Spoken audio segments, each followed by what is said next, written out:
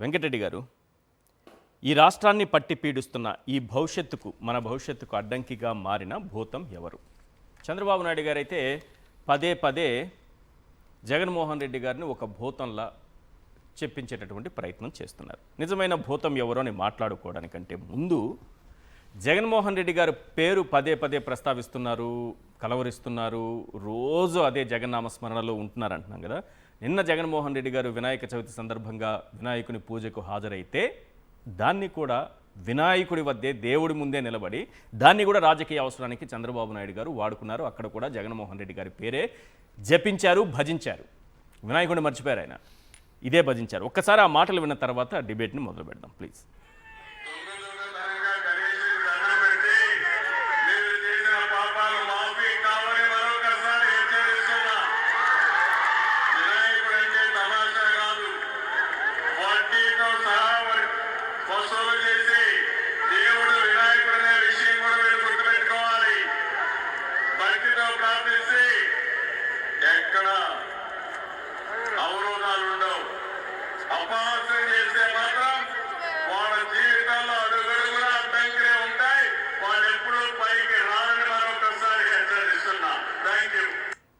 విన్నారు కదా, దొంగదండాలు పెట్టారట, వినాయకుడు వడ్డీతో సహా వసూలు చేస్తాడట, ఈ దొంగ ప్రార్థనలు చేస్తే వదిలిపెట్టాడట, అందుకే ఇంత కష్టాలు నష్టాలు తప్పు అని అంటున్నారు జగన్మోహన్ రెడ్డికి. ప్యానల్లో ఉన్న పురుషోత్తం రెడ్డి గారికి, సాక్షి టీవీ ప్రేక్షకులందరికీ నమస్కారాలు. చంద్రబాబు నాయుడు గారికి జగన్మోహన్ రెడ్డి గారి భయం పట్టుకుందనేది క్లియర్గా కనపడతా ఉంది.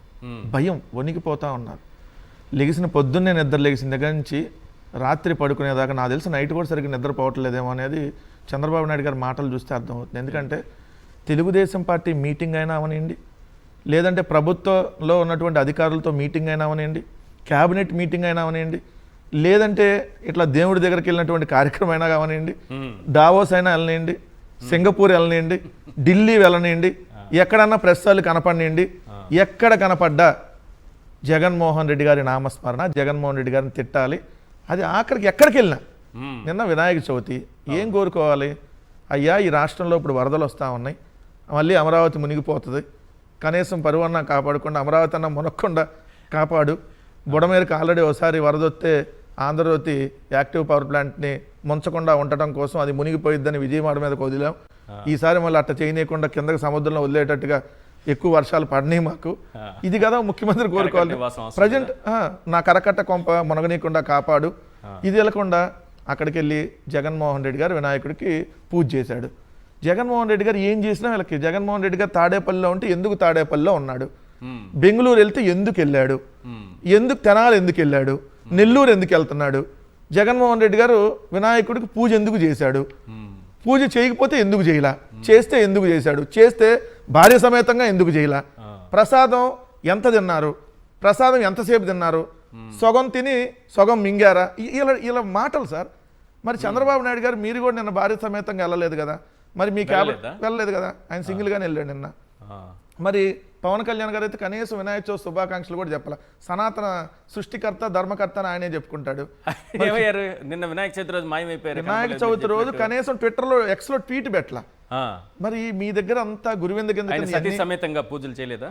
ఎవరండి? పవన్ కళ్యాణ్ గారు ఏ వినాయక చవితి సతీ సమేతంగా మీకు, అంటే మీకు ఫోటోలు వీడియోలు కావాలా ఏంటి? అంటే జగన్మోహన్ రెడ్డి గారు పూజ చేస్తే ఎందుకు చేశారు, వీటి మీద చర్చ నేను అడుగుతున్నా. ఒకటే సింపుల్గా, అసలు మీరు హిందూ మతం గురించి దయచేసి మాట్లాడొద్దు చంద్రబాబు నాయుడు గారు. ఎందుకంటే హిందూ మత ద్రోహి మీరు. ఒక ముఖ్యమంత్రిగా ఉండి తిరుమల, పవిత్రమైనటువంటి తిరుమల లడ్డులో జంతువుల కొవ్వు కలిసిందని చెప్పి నీచంగా మాట్లాడినటువంటి ముఖ్యమంత్రి మీరు. సో మీరు దయచేసి హిందూ మతం గురించి మాట్లాడొద్దు. మీరు ఈ వినాయక చవితి దగ్గర వెళ్ళి నిన్న పూజ చేశారంటున్నారు కదా, ఆ వినాయకుడి దగ్గరికి వెళ్ళి ప్రమాణం చేయండి.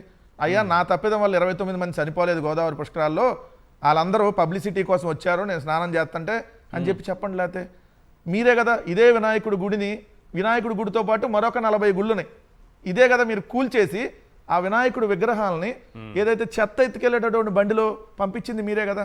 ఎంతకంటే ఇంకా అపవిత్రం ఏమైనా ఉందా? మీరే కదా, మీ తప్పిదం వల్లే కదా సింహాచలంలో 7 ఇట్లా టచ్ చేస్తే పడిపోయేటటువంటి గోడను అక్కడ కట్టి అట్లా టచ్ చేయగానే పడిపోతే 7 చనిపోయారు కదా స్పాట్లో. మరి మీ తప్పిదం వల్లే కదా తిరుమలలో ఎప్పుడూ తొక్కిసలాట జరగకపోతే మీ హయాంలో తొక్కిసలాట జరిగి 6 చనిపోయింది. వీటన్నిటికీ ప్రాయశ్చిత్తం చేయకుండా ఎప్పుడన్నా నాకు తెలిసి మీరు బూట్లు వేయకుండా పూజలు ఎప్పుడు నాకు కనపడదు. 99% బూట్లు వేసుకొని పూజలు చేస్తారు. ఈ మధ్య టీవీలో ఎక్కువ సోషల్ మీడియాలో ప్రచారం జరుగుతుంది. ఈ మధ్య బూట్లు తెస్తున్నారు మీరు. వైఎస్ఆర్సీపీ వచ్చినాక సోషల్ మీడియాలో బూట్లు వేసుకొని పూజలు చేస్తున్నారు మీరు అని చెప్పి బూట్లు వేసుకొని పూజలు చేస్తున్నారు అనేది ఆ విజువల్స్ చూపిస్తున్నారు. కాబట్టి ఈ మధ్య మీరు బూట్లు తెస్తున్నారు. లేకపోతే మీరు ఎక్కడికి వెళ్ళినా బూట్లు వేసుకునే కదా మీరు పూజలు చేసేది.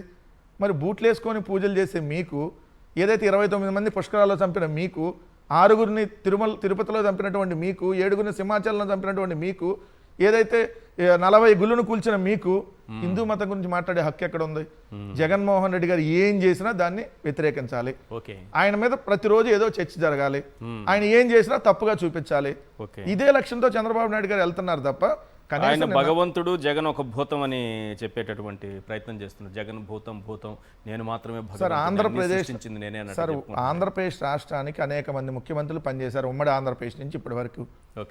ఏ ముఖ్యమంత్రి అయినా 3 రైతుల్ని కాల్చి చంపినటువంటి చరిత్ర ఉందా?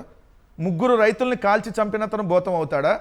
అనేక మంది రైతుల్ని ఏదైతే ఆ రైతాంగం పడుతున్నటువంటి కష్టాల నుంచి బయటికి తీసుకొచ్చిన జగన్మోహన్ రెడ్డి గారు భూతం అవుతారా? ఈ రోజుకి 25 ఏళ్ళండి. బషీర్బాగ్ కాల్పులు జరిగి 25 సంవత్సరాలు. 2000 సంవత్సరం ఆగస్టు 28, ఇప్పటికి 25 సంవత్సరాలు ఈరోజు కరెక్ట్గా. ఏదైతే బాలాస్వామి, రామకృష్ణ, విష్ణువర్ధన్ రెడ్డి అనేటటువంటి 3 చంద్రబాబు నాయుడు గారు పోలీసుల చేత కాల్చి చంపిస్తే వాళ్ళు అడిగింది ఏంటి? విద్యుత్ ఛార్జీలు పెంచారు. ఆ విద్యుత్ ఛార్జీలు పెంపుని నిరసిస్తూ అది తగ్గించమని చెప్పి వాళ్ళు ఏదైతే నిరసన వ్యక్తం చేస్తుంటే 3 కాల్చి చంపించావే, ఇంతకంటే దుర్మార్గం, ఎంతమంటే దుర్మార్గమైనటువంటి ముఖ్యమంత్రి చరిత్రలో ఉన్నాడు ఆంధ్రప్రదేశ్ రాష్ట్ర చరిత్రలో. చంపడాలు, ఈ క్యూ లైన్ లో చంపడాలు కాకుండా కాల్చి చంపడాలు. ఇది డైరెక్ట్ గా పోలీసుల చేత కాల్చి చంపించింది కదా. అవేంటి నువ్వు అక్కడ నీ ప్రభుత్వం నిర్లక్ష్యం, నీ పబ్లిసిటీ పిచ్చతో 29 మంది, ఎందుకంటే నువ్వు short film shooting, Boyapati Seenu, ఇట్లా ఈ నువ్వు చేసింది ఇది డైరెక్ట్ గా కాల్చి చంపించావు కదా. నువ్వు తుపాకులు పెట్టి వాళ్ళని కాల్చి చంపించి 3 చంపినటువంటి దుర్మార్గం, ఇంతకంటే ఈ రాష్ట్రానికి పట్టినటువంటి భూతం ఇంకెవరిని ఉంటారా? మాట్లాడితే ఆయన భూతం అంటున్నాడు. ఒకటే నేను సింపుల్గా అడుగుతున్నా చంద్రబాబు నాయుడు గారు, మీరు 14 నెలల్లో ఏదన్నా మంచి చేసి ఉంటే ఆ మంచి చెప్పేవాళ్ళు. ఏం మంచి చేయలేదు కాబట్టి జగన్మోహన్ రెడ్డి గారికి ప్రజల్లో వస్తున్నటువంటి ఆదరణ తట్టుకోలేక భూతం అని, సైకో అని, దెయ్యం అని మీ ఇష్టం వచ్చినట్టుగా మీరు మాట్లాడతారు. మీకు ఇది అలవాటే. నాట్ ఓన్లీ జగన్మోహన్ రెడ్డి గారి మీద కాదు సార్, ఇతను ఎవరిని వ్యతిరేకిస్తే వాళ్ళ మీద మాట్లాడతాడు. ఒకప్పుడు ఈయన సోనియా గాంధీని వ్యతిరేకించాడు కాబట్టి సోనియా గాంధీ ఇటలీ దెయ్యం ఈయన అన్న మాటలే. సోనియా గాంధీని ఇటలీ దెయ్యం అన్నాడు. దెయ్యం అన్న పోతున్న ఒకటే కదా. ఈయన అన్నాడు సోనియా గాంధీ ఇటలీ దెయ్యం అని. తర్వాత సోనియా గాంధీ అంట మంచిది లేదు, ఆమె దేవత, ఈ భారతదేశానికి ఓ మాత అని చెప్పాడు. ఏది వాళ్ళతో పొత్తు పెట్టుకున్నప్పుడు. మోడీని టెర్రరిస్ట్ అన్నాడు. తర్వాత ఇప్పుడు మోడీ అంత గొప్పోడు లేడు అంటున్నాడు. సో ఈయనకి ఎవరు ఈయన వ్యతిరేకిస్తే ఆ సందర్భంలో ఈయనకి భూతం ఏదంతా. ఎందుకంటే భూతాల్లా కనపడతారు. చంద్రబాబు నాయుడు మనిషే, జగన్మోహన్ రెడ్డి గారు మనిషే. ఓ మనిషిలాగా కనపడలేదంటే చంద్రబాబు నాయుడు గారు భూతం అన్న అయి ఉండాలి, అవతలాలు భూతంలాగా కనపడతారంటే ఈయన భూతం అయి ఉండాలి.